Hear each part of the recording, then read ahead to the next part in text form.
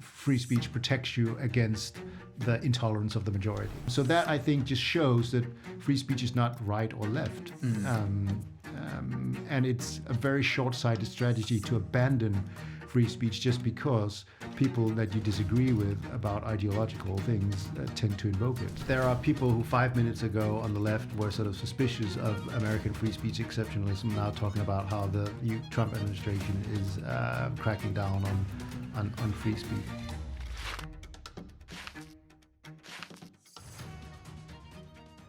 Hello and welcome to the Institute of Economic Affairs. I'm Daniel Freeman, Managing Editor here at the IEA. Today, we'll be discussing freedom of speech, its history, and the threats it faces in the world today. To do so, I'm delighted to be joined by Jacob Mchangama. Jacob is Executive Director for the Future of Free Speech, a professor at Vanderbilt University, and a Senior Fellow at FIRE. He wrote and narrated the Clear and Present Danger podcast, which was a 40-episode podcast on the history of free speech, and is also author of Free Speech, A History from Socrates to Social Media. So your book is titled A History of Free Speech from Socrates to Social Media. We'll get onto social media, but first, what does Socrates' life and death tell us about free speech in ancient Athens? So Socrates is born into the first society, city-state that embraces free speech as a constitutional and cultural value, you might say. It is absolutely foundational to the Athenian democracy, which sets it apart from, among other things, its deadly rivals in Sparta. And the Athenian democracy is interesting because it has two conceptions of free speech. One of them called isegoria, meaning equality of speech. That is basically all freeborn male citizens have a right to participate in political decision-making in a direct democracy. But they also have what is called parousia, meaning something like fearless or uninhibited speech, which is more a civic commitment to free and open discourse. And that is what Socrates exercised in the agora, in the marketplace, where you would have lively discussions. And parousia extended not only to Athenian citizens, but also to foreigners. Someone like Aristotle, for instance, was a foreigner. And many other philosophers and notables would call Athens their intellectual home, and they could share ideas. And so for a very long time, Socrates was free to engage with his fellow citizens and others in the agora and subject them to humiliating intellectual stripteases where they were forced to admit the limits of their knowledge. But I think it's important to note a couple of things about why Socrates ended up being executed. First of all, Socrates was not a fan of democracy. He was not a fan of the very democracy that actually allowed him to speak freely. And he had very close ties to a number of oligarchic figures that had been involved in overthrowing the Athenian democracy. And so it is very likely that one of the reasons why he ultimately fell afoul of the law was that the Athenian democracy, and this is very relevant to today, suddenly became uneasy about defending its own principle and said, we need to defend democracy from various exercises of free speech that threaten our basic values. And they were just being intolerant of intolerance. They were being intolerant of the intolerant, yes, to use a modern phrase. So he was charged with corrupting the youth and impiety for introducing new deities. And we'll never know the exact reasons why he was charged and convicted, but I think it's both political and religious in nature would be my reading of his situation. Of course, he could have chosen, if he wanted to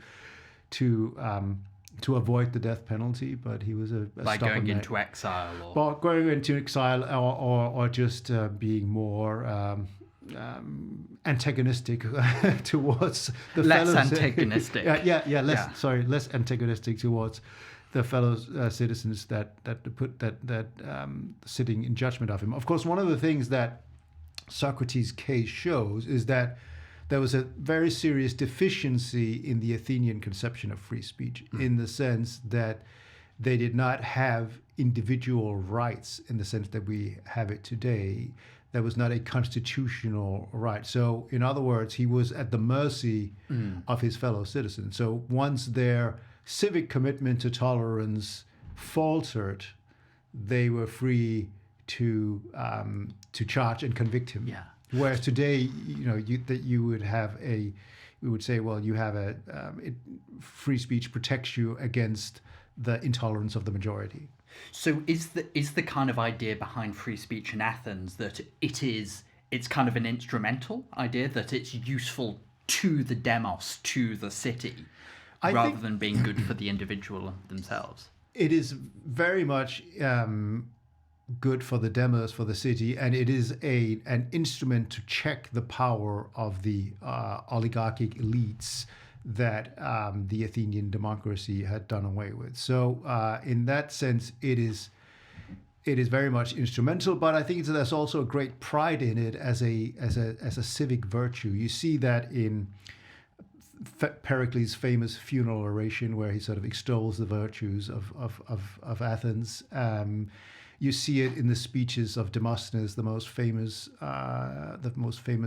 orator, and he basically says, well, in Athens, you're free to praise the Spartan constitution and criticize Athens, whereas in Sparta, which was a much more militaristic, oligarchic society, you can only praise the Spartan constitution and you can't say anything nice about Athens. And I think that's actually a very modern conception of free speech. Like, if you were to boil free speech down to its essence, it's the ability to criticize your own government, right? And so that I think was a very eloquent way to sort of differentiate democratic Athens. Yeah. Although, interestingly, doesn't Pericles in the same oration say that the greatest attribute of an Athenian woman is that no one hears her? The Athenian democracy was definitely not open to women. They lived under something like gender apartheid, and you see the same thing in Aristotle. So when I say that the Athenian democracy was radically egalitarian, it's radically egalitarian for its day. Definitely not. But you can make the same charge against James Madison, one of the great who wrote the First Amendment, was a slave owner, and so we have to look at it in context. Yeah. Do Athenian ideas of freedom of speech have any impact on Roman notions that come along later, or are they very distinct? Well, I think so. If you look at someone like Cicero, he's very inspired by Greek culture, Greek philosophy, Greek ideals. The Romans were enamored with that. They I think, from religion to philosophy to architecture, they stole or borrowed a lot from Greece, but they were not enamored with Greek or Athenian democracies. So Cicero, though he, of course, sees himself as a great defender of the Republic, as a great defender of Roman libertas, freedom, it is a different kind of freedom than that of the Athenians. So he says something along, and I'm paraphrasing here, that the reason, the Greek culture was great, but the reason why it fell was because they allowed unlearned men, like the unwashed mob, into to power, where they would make foolish decisions that should have been left to their betters, i.e. the toga-clad elite in the Senate in Rome, like Cicero and his buddies. Because in Rome, if you went to an assembly, the ordinary citizen would not have a right to speak. They would be addressed by a magistrate, and they would have the right to vote yes or no, but not to speak. And so free speech was essentially something that was to be exercised by the well-educated elite, not the plebs. And so the Romans would differentiate between liberty and licentiousness, and they thought that the Greek Athenian conception of free speech extended to licentiousness, in other words, ideas that were corrosive to social order. Yeah. And so these ideas and these tensions between the idea that freedom of speech is something that only really works when it's sort of elite, well-educated men who are engaging in these discussions, and not when it's the sort of unwashed masses doing it. Does this have a particular influence later on in European history when it comes to discussions about freedom of expression? Definitely. So for a very long time, so it's essentially mostly the Roman ideals that inspire a lot of Enlightenment thinkers. You really have to get into, I would say, you have to get into sort of the probably around the late 18th century or second half of the 18th century before you see a real revival of Athenian ideals. You see Thomas Paine referring to America as the new Athens. And then in the 19th century here in the UK, you see someone like George Grote, a famous historian of ancient Athens, wrote this 12-volume treatise on the history of Greece. He was also a parliamentarian and a radical who did a lot to sort of rehabilitate Athenian democracy and extol the virtues of free and open debate. And he was someone who was very close to John Stuart Mill. So that's really when the Athenian ideals become explicit inspirations. But for much of the Enlightenment, you have a more egalitarian conception of free speech. It's more the Roman ideal that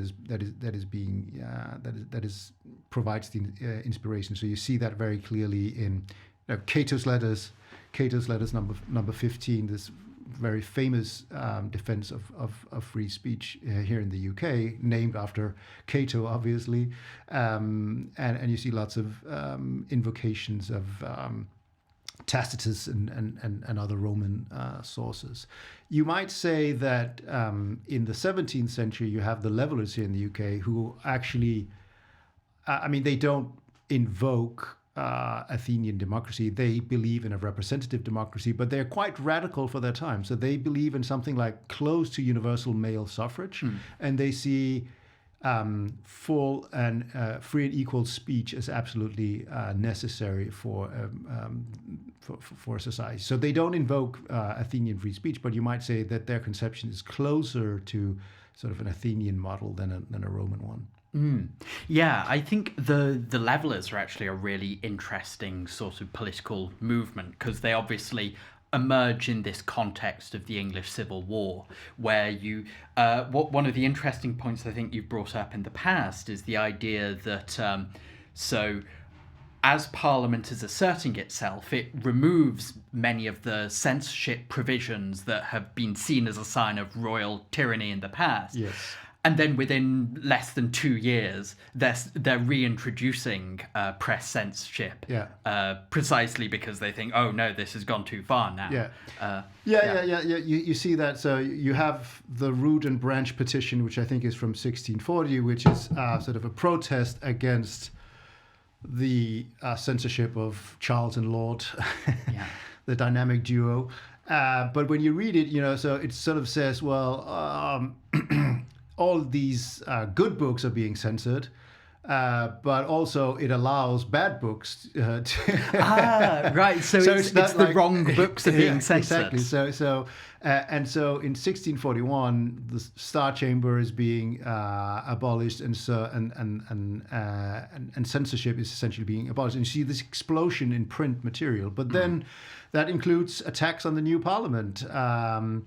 And Parliament then asserts its powers to reintroduce pre-publication censorship with a licensing regime.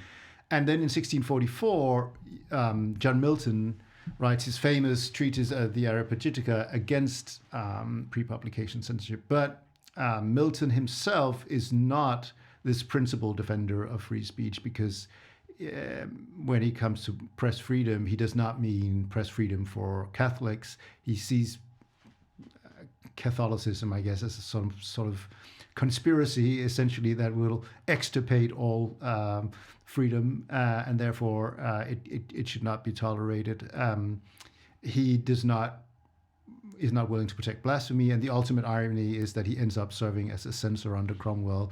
And Cromwell, of course, would ultimately be the one that crushed the Levellers when they made their reforms. They sort of, there's a small window of opportunity where everything is up in the air. What kind of future is to be built?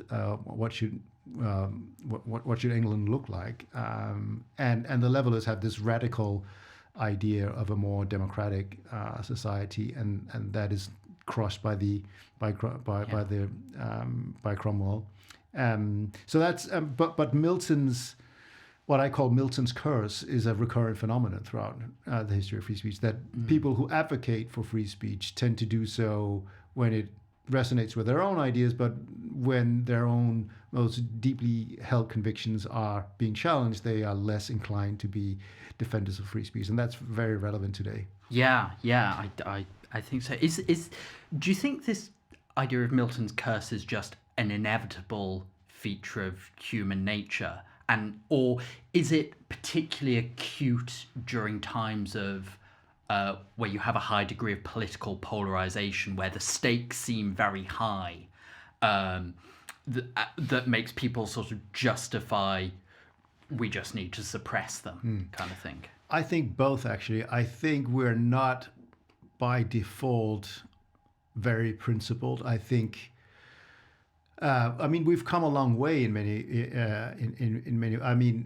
Some of the doctrinal issues that Europeans have gone to war with each other over seem completely absurd to most people today. So we've learned to become more principled when it comes to differences, and accept that we can actually live. Free speech and tolerance is a way to live together in societies where people have different religious and political ideas. But that default position of intolerance is still lurking in the background, and at times of intense polarization, I think it is more likely to be triggered and override sort of the gains that we've made in terms of being more tolerant, more open-minded, more likely to accept speech that we don't like. Yeah.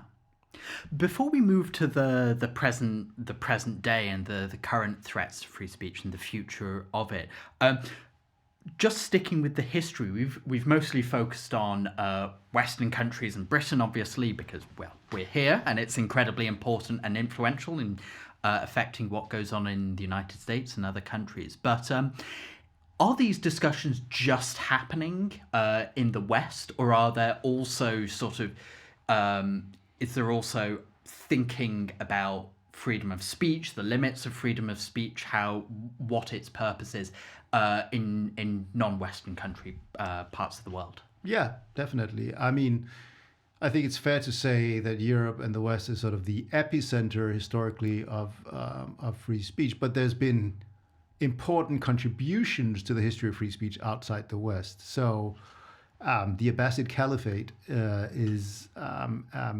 plays an important role. Now, it would be too far to say that the Abbasid Caliphate had free speech. They did not. This was, after all, absolutist rulers with strict religious rules. But under the Abbasid Caliphate and some of its rulers, they essentially translated almost all secular Greek, ancient Greek writings on philosophy, medicine, astronomy, and so on. And so you had an incredibly rich intellectual environment where you had some of the earliest radical medieval free thinkers, much earlier than in Western Christendom, and you had a very rich intellectual tradition that would influence Western Christendom. And you had someone like Al-Razi, who was a Persian polymath, who was very critical of sort of dogmatic thinking and religious persecution, and was in favor of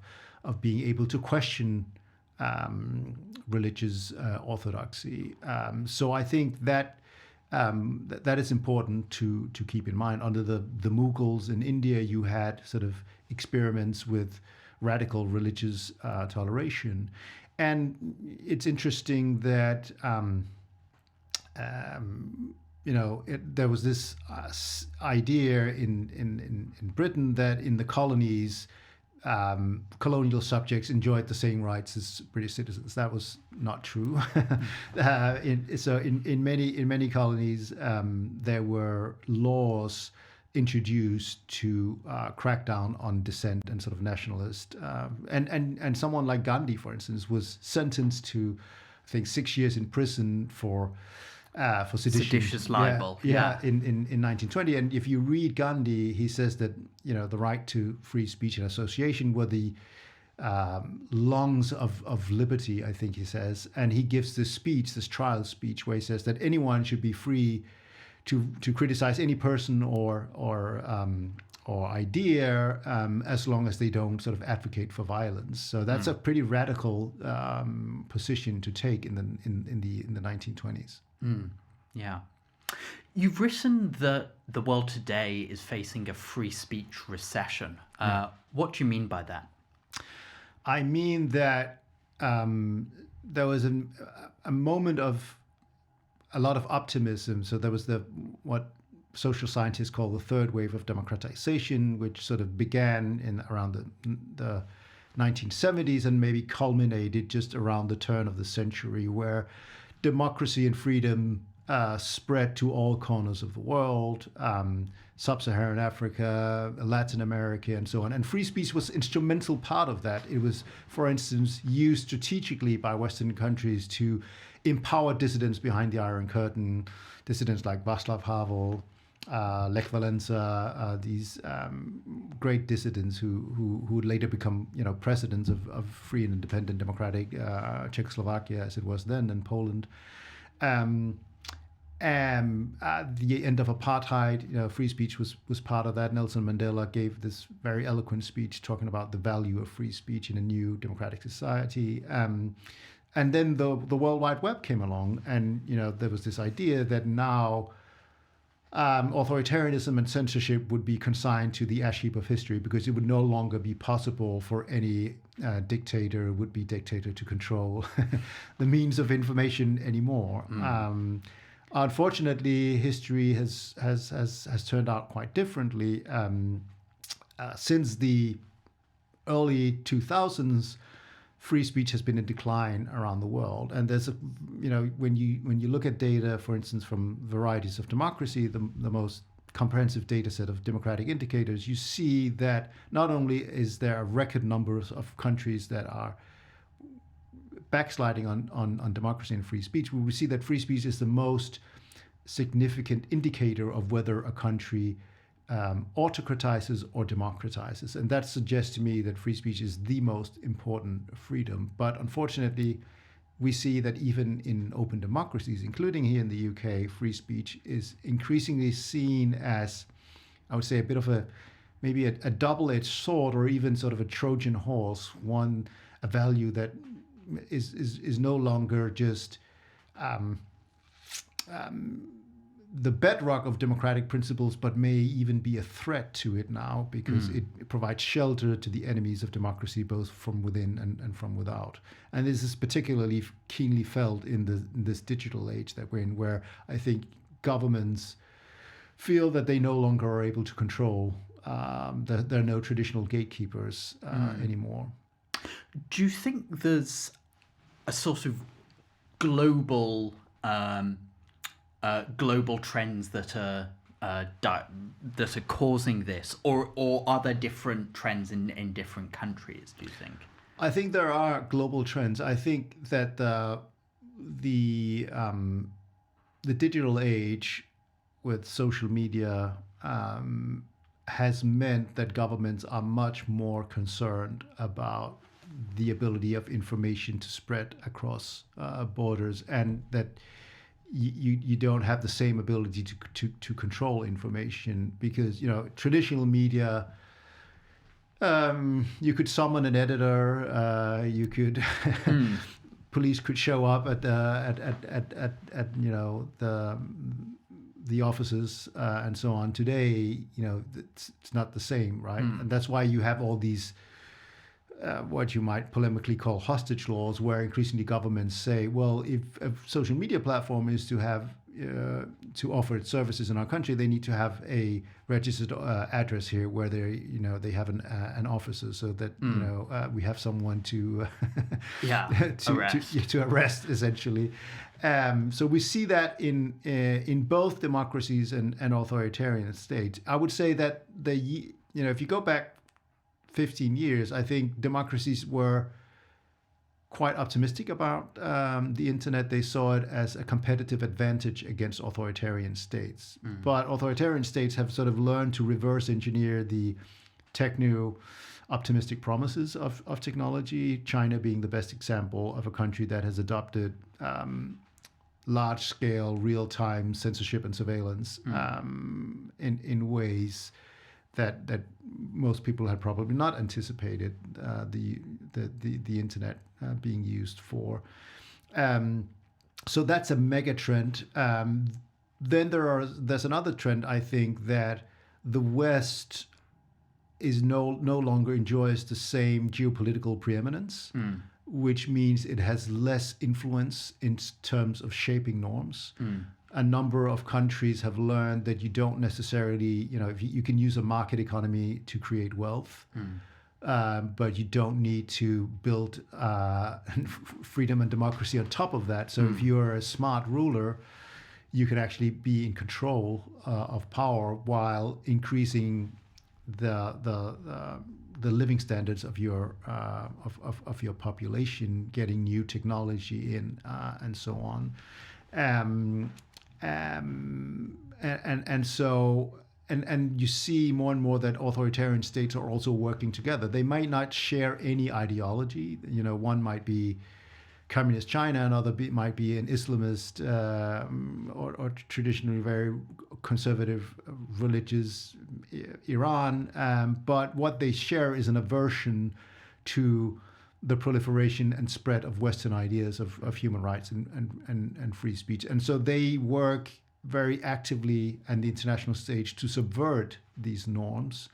And so that's another factor which is quite prevalent right now. Yeah. How much do you think Western loss of confidence, that you hit on this slightly, that Western countries, democratic countries, are less sort of preeminent, globally dominant than they were in, say, 1995. How much do you think this sort of relative decline in the West in economic, geopolitical terms is driving this sort of concern that maybe free speech has gone too far? Maybe that's going to undermine us even further. No, I think it plays a role. When you look at what's going on in the UK, in France, and Germany, you don't see countries that sort of brim with optimism and that where that are confident about themselves. It's very much sort of managed decline, it seems. So whereas if you go to, I guess, some of the Gulf states, they seem to be much more optimistic about their trajectory. And so I think a lot of citizens are saying, and a lot of rulers around the world are saying, well, this is not necessarily something that we want. We don't want instability, and the Western model has sort of outlived itself. I think that it would be wrong to sort of equate the relative decline of the West with free speech. I think there's a number of other factors that are probably more important, some of them that are close to the heart of the IEA. Just to clarify, I would agree. I don't think Britain's economic problems are the results of too much freedom of expression, but But obviously, for many, you might see Western democracy as a package, right? Where free speech is one of the things. And if you are a would-be dictator, if you can sort of say, hey, I can create wealth for my own population, I'll stay in power and don't need to, I can arrest anyone who challenges me, that's a pretty good deal. Has, in your view, freedom of speech become right-coded, as in become associated with the right wing of politics over the last decade? And if so, why? I think it has the imagination of some. I think this is a extremely shoddy, poor reading of the history of free speech that sort of selectively zooms in on a very short period of time. It's probably to do with the fact that cultural institutions have been left-leaning, especially in the Anglosphere. So in the United States, in the UK, Canada, and there's been this feeling that there has been a closing of permissible discourse.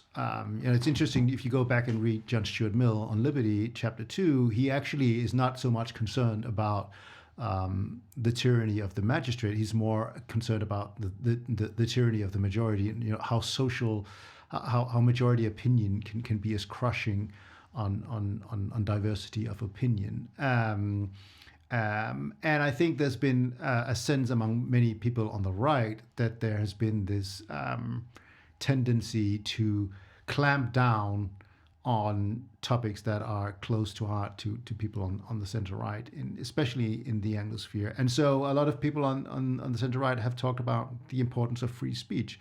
And then people on the left have seen, well, free speech has now become a right-wing value. Also because in European countries where you have hate speech laws, in many cases, those who have been the target of hate speech laws have been people who have been critical of immigration and so on. So maybe people on the right have been disproportionately targeted in a number of European countries. And so a lot of people who have talked about free speech have been on the right. Of course, you don't have to go back very far in history for the situation to be very different, that it was people on the left who were the targets of free speech restrictions. And now again, post October 7th, right here in London, more than 800 people arrested for peaceful protests because they were supportive of a organization called Palestine Action, which has been proscribed, which I think is an absurd application of a law, whether you agree with Palestine Action or not. So that, I think, just shows that free speech is not right or left. And it's a very short-sighted strategy to abandon free speech just because people that you disagree with about ideological things tend to invoke it. Yeah. Do you think with now that there may be a realignment of free speech being perhaps, again, more associated with the left? Because you made... of course, references to the Palestine Action case, which actually just today it's been announced that they will be allowed to appeal their prescription as a terrorist organization in the High Court. But also things like the Trump administration's approach to free speech, which on paper, to start with, was very favourable, but since then you've had increasing sort of statements, sort of suggestions that if Jimmy Kimmel is not suspended for making his comments about the Charlie Kirk shooting, that will be bad for various media organisations. Do you think if over time there is sort of more speech restrictions affect people on the left, it will become increasingly associated with left-wing politics in future? Yeah, let me just sip my thing here and hopefully you can edit it out. Oh, right. Yeah, I'm sure it wasn't noticeable. Yeah. I think you already see that in the US, where I'm based, that there are people who 5 minutes ago on the left were sort of suspicious of American free speech exceptionalism, now talking about how the Trump administration is cracking down on free speech. What I maybe have not seen to the degree that one would have hoped is sort of a reckoning with the fact that people on the left were wrong to to sort of say that free speech was right coded and that actually it's a value that benefits whoever is not in power. But these are still early days. I hope there will be my hope is always that you will have a critical mass of people from across the political spectrum who will subscribe to a robust conception of free speech. That's really, I think, what is necessary for free speech to hold. You don't want it to be too identified with either the right or the left. But one of the things that you often see is that after periods where free speech has been under severe attack, that's when society realizes that you need to reaffirm your commitment to this principle. So that is the hope that something good can come out of this. But it will require some introspection, I think, and some acknowledgement that when you abandon free speech because people you don't like invoke it, that is not a sustainable strategy, and that will come back to bite you when you're on the receiving end. As a final question, which do you think is more important, a culture that respects freedom of speech and freedom of expression as a valuable thing, or a legal context which protects those rights? I think the legal context is downstream from the culture of free speech. And I think America is a good example because American free speech exceptionalism is a relatively new development. It was not always the case that that the First Amendment protected speech to the degree that it does today. If you go back to the 50s and early 60s, you could be arrested for being a member of the Communist Party, for instance. If you go back to World War One, you could be sent to prison for 10 or 20 years for opposing American involvement in World War One. And isn't this where we get the origins of the phrase shouting fire in a crowded theatre? Yes, this is Oliver Wendell Holmes, who, he wrote a number of opinions where he justified the Supreme Court's intolerance for sort of pacifists and radicals. But then he changed his mind and wrote this famous dissent. But the shouting fire in a crowded theater he used to justify restrictions against these who distributed pamphlets, I think. Yeah, wasn't it Quakers or something? No, I think they were Jewish, mostly Jewish Russian Jews who distributed pamphlets against the draft. Yeah, exactly. Yeah. So yeah, and ever since shouting fire in a crowded theater has become this trope that people try to invoke whenever they want to justify restrictions on free speech, but it's such a poorly conceptualized because first of all, like it's used in a decision on which Oliver Wendell Holmes changed his mind. It's no longer the law of the land, but also it's a pretty meaningless phrase. Like how is it relevant to a discussion on hate speech or blasphemy or whatever? So yeah. So but to get back to your question, I think that legal standards will be downstream from a robust culture of free speech, and so that's why I think it's so important that that we try to build coalitions that embrace people from the right and left. Then we can vehemently disagree, about economic theory, about redistribution, about levels of taxation, the benefits of privatization, and so on. But as long as we can do that in a free and open debate, we'll be the better for it.